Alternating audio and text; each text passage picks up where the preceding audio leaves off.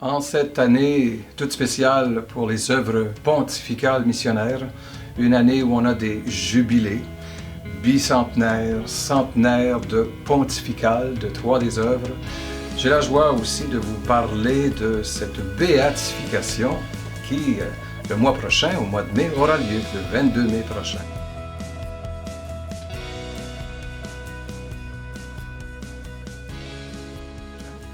Donc, pour célébrer, découvrir davantage, apprécier, je dirais, ce modèle qui nous est proposé à nous, disciples missionnaires, cette Pauline Jaricot, nous avons décidé d'offrir à tous les diocèses francophones, donc, des bannières qui arriveront en avril, mai, juin, jusqu'en octobre prochain dans vos églises locales. Donc, derrière moi, il y a ces magnifiques illustrations d'une de ces 4 bannières que vous pourrez voir.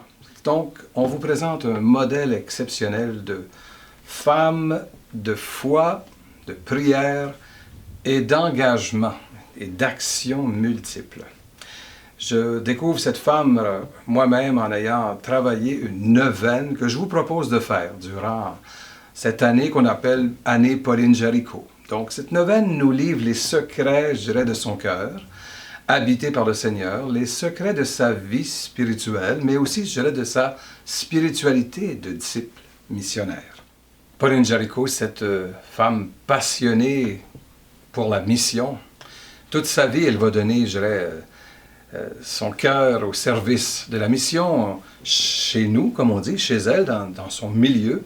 Un milieu qui avait un grand défi de redonner la foi après la Révolution française, redonner cette flamme aussi intérieure à tous les baptisés. Donc c'était un défi local, mais elle avait aussi le goût de le relever au niveau de toute la planète Terre en soutenant les missions. Donc elle est la fondatrice de la propagation de la foi il y a 200 ans.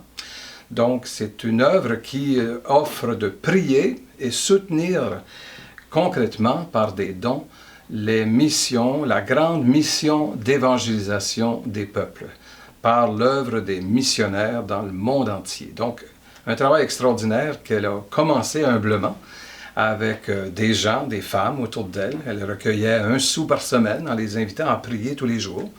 Et cette idée, cette intuition, cette inspiration, quand c'est l'œuvre de Dieu, ça fonctionne.